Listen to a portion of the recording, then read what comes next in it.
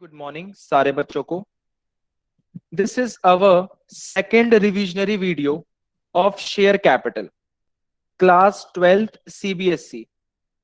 जैसे कि हमने प्रीवियस वीडियो में कहा था दैट हम एक वीडियो और बनाएंगे जिसमें हम issue of shares other than cash के बारे में डिस्कस करेंगे एंड कॉल्स इन एडवांस के बारे में डिस्कस करेंगे। This video is specifically for that purpose only. सबसे पहले हम बात करेंगे issue of shares other than cash. जैसे कि नाम में ही लिख रहा है कि हमें कैश मिलेगा नहीं, हम शेयर्स इशू जरूर करेंगे but in return we will not receive any cash. तो हमें क्या मिलेगा इन रिटर्न? इन रिटर्न हमें एसेट मिलेंगे, संपत्ति मिलेगा। ठीक बात है सर। तो हम यहाँ पे दो केस डिस्कस करेंगे। अगर हम कोई एसेट खरीदते हैं तो क्या करना है, और सेकेंड सिचुएशन अगर हम कोई कंपनी खरीदते हैं तो क्या करना है। इसके लिए हमने एक एग्जाम्पल फ्रेम किया है। मान लो हम एक कंपनी है, हमने अपने वेंडर से एक मशीन परचेज किया है, वो मशीन का कॉस्ट है 6 लाख रुपए का। अगर हमने मशीन परचेज किया इट मींस मुझे अपने वेंडर को पेमेंट करना था, बट मैंने अपने वेंडर को पेमेंट कैश में नहीं किया, मैंने अपने वेंडर को पेमेंट शेयर्स देके किया। तो पहली एंट्री तो बड़ी आसान है कि मशीन मेरे पास आएगा, that's why machine will be debited. Vendor मेरा क्रेडिटर है, that's why vendor will be credited by 6 lakh rupees, because 6 lakh का मशीन है। अब ये 6 लाख के बदले मुझे शेयर्स इशू करने हैं, तो शेयर्स इशू करने के दो तरीके हैं कि शेयर्स को मैं एट पार इशू करूं या शेयर्स को मैं एट प्रीमियम इशू करूं। अगर एट पार इशू करता हूं, मान लो मेरा फेस वैल्यू 10 रुपए का है, तो मुझे वेंडर को डेबिट करना पड़ेगा because vendor is the receiver of my shares. I am giving him shares. Vendor is the receiver. That's why vendor will be debited 6 lakh रुपए से। क्रेडिट क्या होगा? शेयर कैपिटल 6 लाख रुपीज से। कैश क्रेडिट नहीं होगा because I am not paying cash, मैं cash में payment नहीं कर रहा, इसलिए शेयर कैपिटल क्रेडिट होगा इंस्टेड ऑफ कैश। अगर मुझे नंबर ऑफ शेयर्स निकालने हैं तो बड़ा आसान है। हमने टोटल 6 लाख का पेमेंट किया, हर शेयर की वैल्यू 10 रुपए की है, तो नंबर ऑफ शेयर्स कितने आ गए? 60,000। तो पहली एंट्री ये हो गई machine debit to vendor, second entry ये हो गया vendor debit to share capital. या फिर अगर मान लो मैं प्रीमियम पे इशू कर रहा हूं, तो प्रीमियम के टाइम पे हम क्या एंट्री पास करेंगे? सर वेंडर तो डेबिट होगा ही होगा because vendor is the receiver, share capital credit होगा और सिक्योरिटी प्रीमियम क्रेडिट होगा। वेंडर 6 लाख से डेबिट होगा बिकॉज 6 लाख का पेमेंट मुझे करना था वेंडर को। शेयर कैपिटल और प्रीमियम कितने से क्रेडिट होंगे, उसके लिए हमें कैलकुलेशन करना पड़ेगा। कैलकुलेशन क्या करेंगे? सबसे पहले हमें निकालना पड़ेगा number of shares. Number of shares कैसे निकलेगा? जितना पेमेंट करना है that is 6 lakh divided by price पर शेयर दैट इज 12। 12 मतलब इंक्लूडिंग प्रीमियम, प्रीमियम को इंक्लूड करते हुए। तो अगर मेरा इंक्लूडिंग प्रीमियम 12 से मुझे डिवाइड करना है तो नंबर ऑफ शेयर्स कितने आ जाएंगे मेरे पास? 50,000 shares. 6 lakh divided by 12 is 50,000 shares. Share capital में हमेशा फेस वैल्यू आता है, तो मुझे 50,000 को मल्टीप्लाई करना पड़ेगा face value that is 10 rupees से। तो मेरे पास शेयर कैपिटल में 5 लाख आ गया। नेक्स्ट सिक्योरिटी प्रीमियम में 50,000 शेयर्स को प्रीमियम के भाव से मल्टीप्लाई करना पड़ेगा that is 2 rupees per share. तो मेरे पास प्रीमियम में 1 लाख रुपीज आ गया और मेरा हिसाब बैठ गया। तो जब कभी भी प्रीमियम जुड़ा हो तो नंबर ऑफ शेयर्स निकाला जाता है सबसे पहले इंक्लूडिंग प्रीमियम के प्राइस को डिवाइड करते हुए। ठीक है sir. This is my case number 1 जो मैंने एसेट परचेस किया उससे रिलेटेड। केस नंबर 2, अगर मैं कोई कंपनी ही परचेस कर लूं, अगर मैं कोई कंपनी परचेस करूं तो क्या होगा? मान लो मैं एक कंपनी हूं, कंपनी 1, मैं कंपनी 1 हूं, अब मैं चाहता हूं कि कंपनी 2 को परचेज कर लूं। I want to purchase the whole company 2। अब कंपनी 2 में कुछ एसेट्स हैं और कंपनी 2 में कुछ लाइबिलिटीज हैं। ठीक है सर। मान लो कंपनी 1 के एसेट्स हैं टोटल 1 लाख रुपीस, और कंपनी टू के लाइबिलिटीज हैं टोटल 70,000 रुपीज, और मुझे कंपनी 2 को रीपे करना है। कितना पेमेंट करना है? मान के चलो मुझे पेमेंट करना है 1,20,000 रुपीज आई हैव टू पे टू कंपनी 2। अगर मैं ध्यान से देखूं तो मेरे पास कंपनी 1 में मुझे कंपनी 1 में जर्नल एंट्री मारनी है। तो कंपनी 1 में कंपनी 2 के एसेट्स कितने आ गए? 1 लाख रुपए। कंपनी 1 में कंपनी 2 के लाइबिलिटीज कितने आ गए? 70,000 रुपीज। कंपनी 1 ने कंपनी 2 को पेमेंट कितना करना है? 1,20,000 रुपीज। तो अगर हम हिसाब देखें तो हिसाब मैच नहीं होता। क्यों मैच नहीं होता? बिकॉज डेबिट का टोटल 1 लाख है, क्रेडिट का टोटल 1,90,000 है। तो मतलब ये है मैंने 90,000 एक्स्ट्रा पेमेंट किया है, मतलब 90,000 इज माई गुडविल।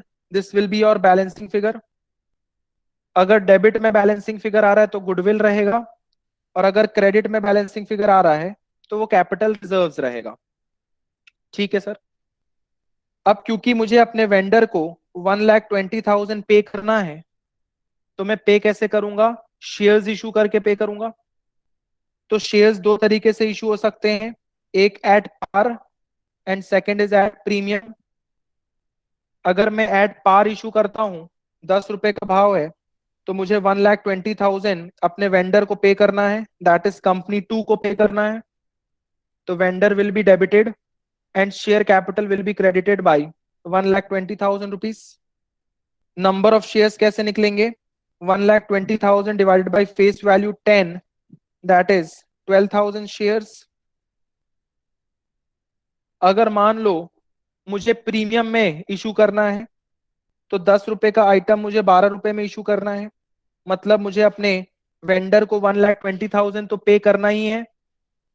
मुझे सबसे पहले नंबर ऑफ शेयर्स निकालना पड़ेगा, that is 1,20,000 divided by 12 including premium. तो कितने शेयर्स आ गए? 10,000 शेयर्स। तो शेयर कैपिटल में कितना मल्टीप्लाई होगा? 10,000 into face value 10, that is 1 lakh. And security premium में 10,000 into face value that is 20,000। तो ऐसे हम शेयर्स इशू करके चलते हैं अदर देन कैश। तो अदर देन कैश मोड में हमारे पास दो तरीके हैं शेयर्स इशू करने के। एक, हमें एसेट मिले तो हम शेयर्स इशू करेंगे। सेकंड, हमें एसेट्स और लाइबिलिटीज मिले, और एसेट्स और लाइबिलिटीज के अगेंस्ट मुझे वेंडर को कुछ पेमेंट करना है, दैट इज कंपनी 2 को कुछ पेमेंट करना है। तो वो कंपनी 2 को मैंने in form of shares payment कर दिया। This is my second scenario, and this is my whole scenario related to issue of shares other than cash. अब हम बात करते हैं कॉल्स इन एडवांस की। कॉल्स इन एडवांस में हम एक एग्जांपल लेके डिस्कस करेंगे। मान लो मैंने 10,000 शेयर्स इशू किए, लोगों ने सब्सक्राइब भी 10,000 शेयर्स का किया। एप्लीकेशन पे 2 रुपए, अलॉटमेंट पे 5 रुपए, फर्स्ट कॉल पे 2 रुपए, फाइनल कॉल पे 1 रुपए मंगाऊंगा। मिस्टर एक्स है जिसके पास 500 शेयर्स हैं, paid the entire amount of first call and final call along with allotment money. Mister x ने फर्स्ट कॉल और फाइनल कॉल का पैसा अलॉटमेंट के पैसे के साथ ही पे कर दिया। तो क्या एंट्री पास करेंगे? तो सबसे पहली एंट्री पास होगी bank account debit to share application. कितने से? सर 10,000 शेयर्स हैं, इनटू एप्लीकेशन का भाव 2 रुपए, दैट इज 20,000 आ जाएगा। सेकेंड एंट्री ड्यू की एंट्री पास करेंगे। क्या एंट्री पास होगी? Share application debit to share capital, same 10,000 into 2 rupees. Third, allotment की ड्यू की एंट्री पास होगी, that is allotment debit to share capital. Allotment में कितना पैसा मंगाना है, 10,000 shares into 5 rupees per share, that is 50,000 rupees. Next, fourth entry, receiving entry. तो allotment के रिसीविंग एंट्री पे थोड़ा सा ट्विस्ट होगा। ट्विस्ट ऐसा है कि मुझे शेयर अलॉटमेंट पे मिलना चाहिए था 50,000 रुपए, 50,000 शेयर अलॉटमेंट में, बट एक शेयर होल्डर है जिसके पास 500 शेयर्स हैं, उसने मुझे फर्स्ट कॉल का पैसा, फर्स्ट कॉल का कितना, 2 रुपए, फाइनल कॉल का पैसा, फाइनल कॉल का कितना, 1 रुपए, तो 2 रुपए प्लस 1 रुपए दैट इज 3 रुपीज। 3 रुपीज के हिसाब से एडिशनल पैसा दे दिया, तो 500 इंटू 3 दैट इज 1500 रुपीज मुझे एडिशनल मिल गए हैं, जो फर्स्ट कॉल और फाइनल कॉल को बिलोंग करता है। तो मैंने उसे कॉल्स इन एडवांस में डाल दिया। तो टोटल मुझे बैंक में मिलेगा कितना, 51,500, जिसमें से 50,000 मेरा अलॉटमेंट का पैसा है और 1500 मेरा एडवांस का पैसा है, जो फर्स्ट कॉल और फाइनल कॉल को बिलोंग करता है। नेक्स्ट, जब मैं फर्स्ट कॉल की एंट्री ड्यू करूंगा तो क्या एंट्री पास करूंगा, share first call debit to share capital. First call में मिलना कितना चाहिए, 10,000 shares into 2 rupees per share, मतलब 20,000। पॉइंट नंबर 6, जब मैं रिसीविंग एंट्री मारूंगा तो रिसीविंग एंट्री में मुझे शेयर फर्स्ट कॉल में 20,000 रिसीव होना चाहिए था, बट यहां पे मुझे कॉल्स इन एडवांस को डेबिट करके कैंसिल करना पड़ेगा। क्यों कैंसिल करना पड़ेगा, क्योंकि मैंने पहले कॉल्स इन एडवांस को क्रेडिट किया था, अब मुझे उसे कैंसिल करना पड़ेगा डेबिट करके। मतलब वो 500 शेयर्स जिन्होंने 2 रुपए के हिसाब से पहले ही पैसे दे दिए हैं, 1,000 रुपीज, वो अब पैसे तो देंगे नहीं। तो अब मुझे मिलेगा कितना, मिलना था 20, पहले मिल गया 1,000, मतलब अब मुझे बैंक में मिलेगा केवल 90,000 रुपीज। ये 19,000 का हिसाब क्या है, सर टोटल 10,000 शेयर्स हैं, जिसमें से 500 वालों ने पहले ही पैसा दे दिया है, तो बचा कितना, 9,500 शेयर्स, उन्होंने मेरे को 2 रुपीज के हिसाब से पैसा दे दिया, मतलब 19,000 मुझे रिसीव हो गया।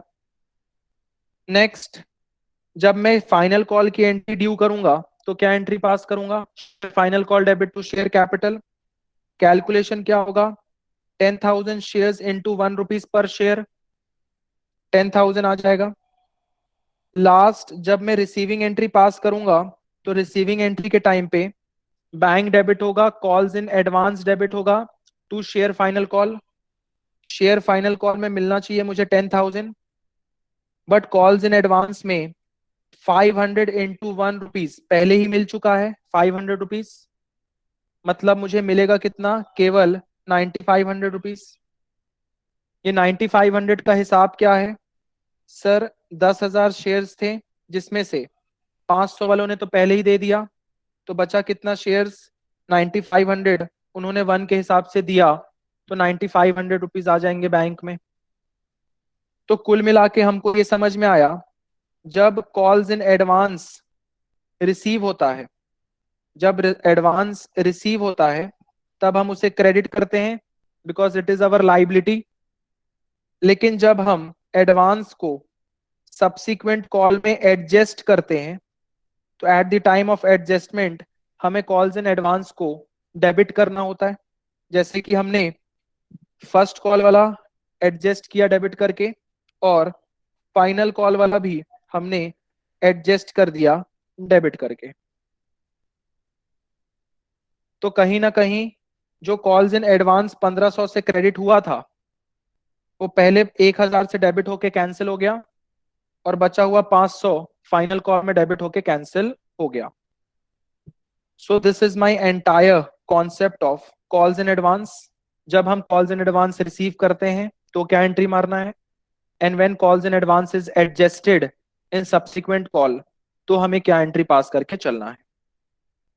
आई होप कि सारे बच्चों को ये कॉन्सेप्ट समझ में आ गया होगा। तो आज के लिए इतना ही है, मिलते हैं नेक्स्ट वीडियो में, बाय बाय।